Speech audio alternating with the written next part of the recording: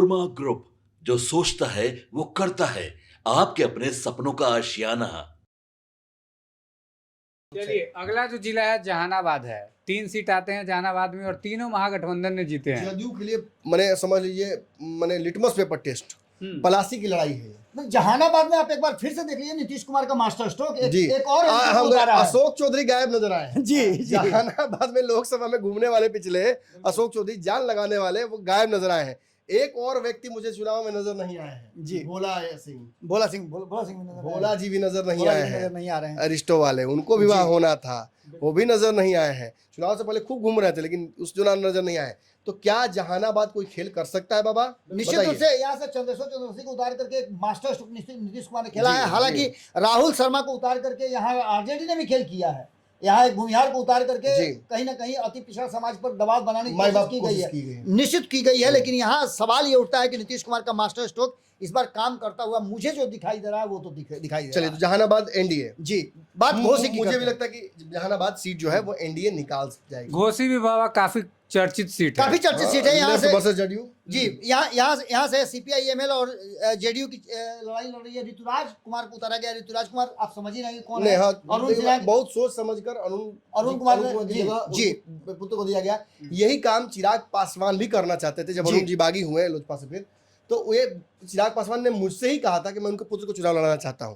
तो anyways he going to contest the election. अब है क्या कि इनके पार्टी ज्वाइन करने को लेकर 2 बार संशय उत्पन्न हुआ ना, उस बीच में कंफ्यूजन हुआ था। लेकिन वापस देर आए दुरुस्त आए। ललन सिंह ने वापसी कराई और मजबूत वापसी कराई और ये भी कहा कि हमारे पुराने साथी हैं जी, स्थापना वाले सदस्य हैं जदयू के। और घर वापसी जब इस तरह से होता तो कोई भी भावी होता है और जनता भी इंतजार कर रही थी। समीकरण पक्ष में है। पिछली बार जबरदस्ती का मतलब दीवार ठेल रहे थे, इस बार प्रॉपर इनको विंटेज मिला है जहां से जीत सकते। पुत्र की राजनीतिक बम्पर वापसी होने वाली ये सीट एनडीए जीत रही है। चलिए, अगली जो सीट है बाबा मखदुमपुर है। रिजर्व सीट है और देवेंद्र माझी वर्सेज यहाँ सतीश कुमार हुआ था। सतीश कुमार को आप जानते हैं कि लाल पट्टा वाला लेकर के हमेशा बैग घूमते हैं, काफी चर्चित रहते हैं। इस बार पूरा यहाँ का समीकरण बदल दिया गया। निश्चित रूप से महागठबंधन जीती थी। इस बार पूरा समीकरण जो है बदल गया है। रानी कुमारी और सूबेदार दास के बीच में है। रानी कुमारी एलजेपी से है, सूबेदार दास आरजेडी से है। यहाँ पर एलजेपी जो है कहीं ना कहीं एज लेता हुआ मुझे दिख रहा है। रानी कुमारी जी को एक नहीं 3 दलों ने यहाँ से टिकट की बात कही थी, प्रॉमिस की थी। तो आप समझ लीजिए कि विनेबिलिटी होगा तभी ना। बिल्कुल। और अंततः मिल गया। तो मतलब यहाँ भी एनडीए ही मुझे नजर आ रहा है। तो वह इस क्षेत्र की लगभग कितनी सीटें हमने एनडीए को दे दी? हमने अब तक तीनों जी निश्चित रूप से तीनों एनडीए को निश्चित रूप से हमने रोहतास की 7 सीटें थी। किसी एक सीट पर शायद हम गड़बड़ा जाए मुझे लगता है, लेकिन हमको लगता है कि ओवरऑल ये ठीक जी। अरवल और जहानाबाद की 5 सीटों में से 4 सीटें जो है एनडीए की तरफ स्विच होती हुई दिखाई दे रही हैं।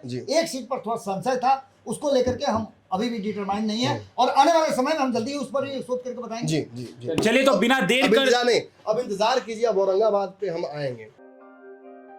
आपके सपनों को हमने सजाया है।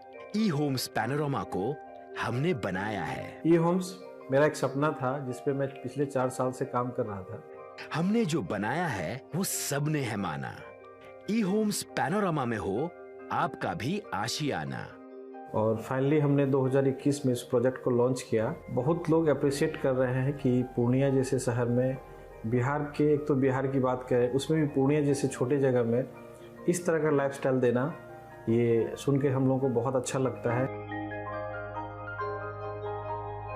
ई होम्स में हमने कुछ और भी किया है, जैसे हम जिस जगह में रह रहे हैं हमारी फैमिली सिक्योर हो, उनको सिक्योरिटी का ध्यान में रखा है।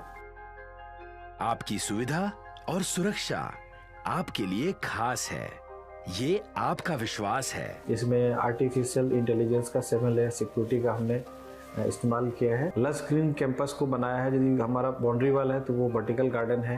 ये जितनी भी फैसिलिटी होता है एक इंटरनेशनल टाउनशिप में ई होम्स है, ये हम लोग विश्वास नहीं कर पा रहे हैं। जो भी हमारे मित्र दोस्त या जो भी हमारे बाहर के बाहर आते हैं तो हम लोगों को बहुत अच्छा सुनने को मिलता है और बहुत अच्छा क्रेडिट मिल रहा है। वो सारा हमने सिर्फ एक बिल्डिंग नहीं बनाया, हमें एक बहुत अच्छा लाइफस्टाइल दिया ई होम्स में।